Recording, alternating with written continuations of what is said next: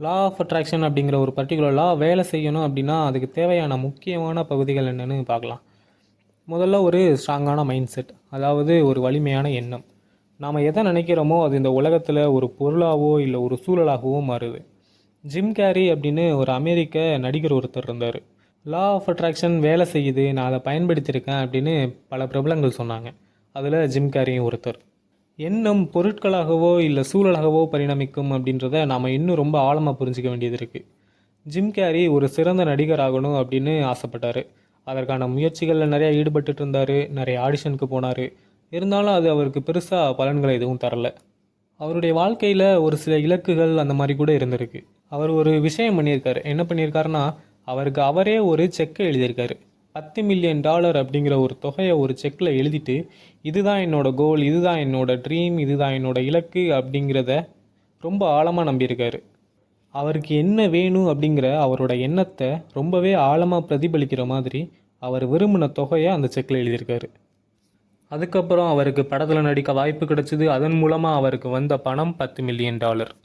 அவர் எந்த தொகையை செக்கில் எழுதினாரோ அந்த தொகையை அவர் அந்த படத்தில் நடித்ததுக்காக சம்பளமாக வாங்கினார். அவர் அப்போது என்ன நினச்சாரோ அவர் அதை மேனிஃபெஸ்ட் பண்ணிட்டார். இதுக்காக அவர் நிறைய முயற்சி பண்ணியிருக்காரு அப்படிங்கிறத மறுக்க முடியாது. பட் இங்கே ஒரு விஷயம் நடந்திருக்கு. அவருக்கு என்ன நடக்கணும் அப்படிங்கிறத அவர் எண்ணத்தின் மூலமாக இன்ஃப்ளூயன்ஸ் பண்ணியிருக்காரு. ஜிம் கேரி ஒரு அற்புதமான நடிகர், பயங்கரமாக முக பாவனைகளை செய்யக்கூடியவர். அவர் இதையெல்லாம் பயிற்சியின் மூலமாகவும் செயல்பாடுகளின் மூலமாகவும் தான் உருவாக்கியிருக்காரு. நடிப்பு துறையில் ஒரு நல்ல பிரபலமான நடிகராகணும் அப்படின்ற ஒரு இலக்கை வச்சுருந்தார். அவருடைய இலக்கை பிரதிபலிக்கிற மாதிரி அவருடைய மொத்த இலக்கையும் ஒன்றா சேர்த்து, அவரோட இலக்கு இந்த குறிப்பிட்ட பணத்தை அடைஞ்சால் நான் நினச்சதையெல்லாம் அடைஞ்சிடலாம் அப்படிங்கிற ஒரு எண்ணத்தில் அவர் அந்த தொகையை அந்த செக்கில் எழுதியிருக்காரு. கால்யூம் அப்படின்ற ஒரு சுவிட்சர்லாந்தை சேர்ந்த சைக்காலஜிஸ்ட் ஒருத்தர் இருந்தார். அவர் உளவியலுக்கு ஒரு மிகப்பெரிய பங்களிப்பை கொடுத்தவர். அவர் உளவியலை தாண்டி அறிவியலை தாண்டி பல விஷயங்களை பேசியிருக்காரு. அப்படி அவர் பேசின ஒரு விஷயந்தான் சிங்க்ரோனசிட்டி. சிங்க்ரோனசிட்டி அப்படின்னா என்னென்னா, எதிர்காலத்தில் நடக்க போகிற விஷயத்தை முன்கூட்டியே கணிக்கிற மாதிரி, இல்லை அப்படி தான் நடக்கும் அப்படின்றத ஃபீல் பண்ண வைக்கிற மாதிரியான ஒரு விஷயம். இப்போது எதிர்காலத்தில் நடக்க போகிற ஒரு விஷயத்தோட அடையாளமாக ஒன்று பார்க்குறோன்னு ஒன்று வச்சுப்போம். ஆனால் அதை பார்க்கும்போது எதிர்காலத்தில் இதுதான் நடக்க போகுது அப்படின்றத நம்ம உணர்கிறோமா அப்படின்னா அப்படி கிடையாது. ஆனால் அதே விஷயம் எதிர்காலத்தில் நடக்கும்போது எனக்கு இதோட அடையாளம் முன்னாடியே தெரிஞ்சுதே அப்படின்னு ஃபீல் பண்ணுவோம். இதுதான் சிங்க்ரோனசிட்டி. இது ஒரு எளிமையான விளக்கமாக இருக்கும்னு நினைக்கிறேன். இப்போது ஜிம் கேரியோட கதைக்கு வருவோம். சிங்க்ரோனசிட்டி அப்படின்ற விஷயம் இருக்குல்ல, இது அவராக உருவாக்கியிருக்காருன்னு சொல்லலாம். எதிர்காலத்தில் நடக்க போகிற விஷயத்தை முன்கூட்டியே உருவாக்கி அதை மேனிஃபெஸ்ட் பண்ணியிருக்காரு.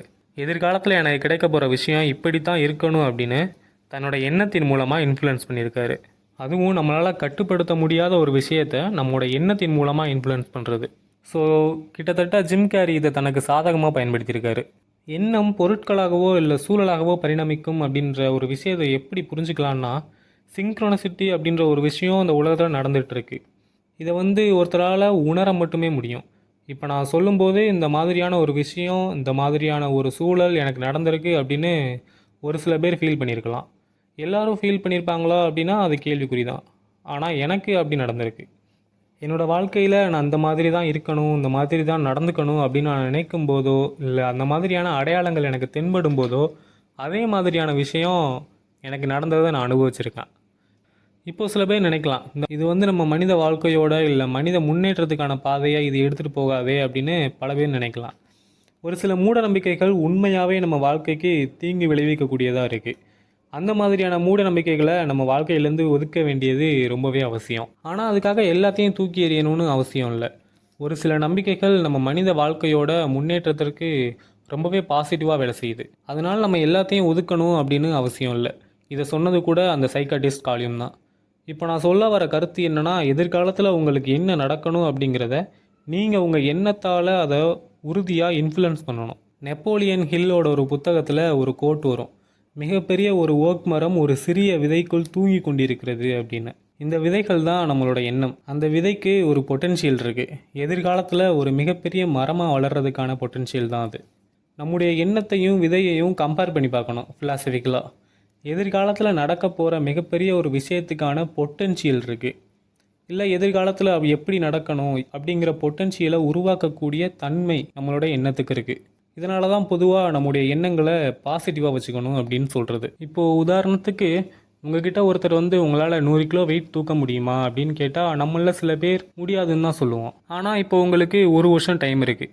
1 வருஷத்துக்கு அப்புறம் உங்களால் 100 கிலோ தூக்க முடியுமா அப்படின்னா கண்டிப்பாக முடியும். எப்படின்னா அதுக்கான பயிற்சிகள், அதில் ரொம்பவே அனுபவம் வாய்ந்தவங்கள்ட்ட ஆலோசனை கேட்கலாம். அதுதான் இலக்குன்னு சொல்லிட்டு அந்த 1 வருஷமும் பயிற்சி செஞ்சால் கண்டிப்பாக முடியும். ஸோ உங்களால் முடியும் அப்படின்றத முதல்ல நீங்கள் நம்பணும். அதுக்கான ஃபஸ்ட்டு ஸ்டெப்பை எடுத்து வைங்க.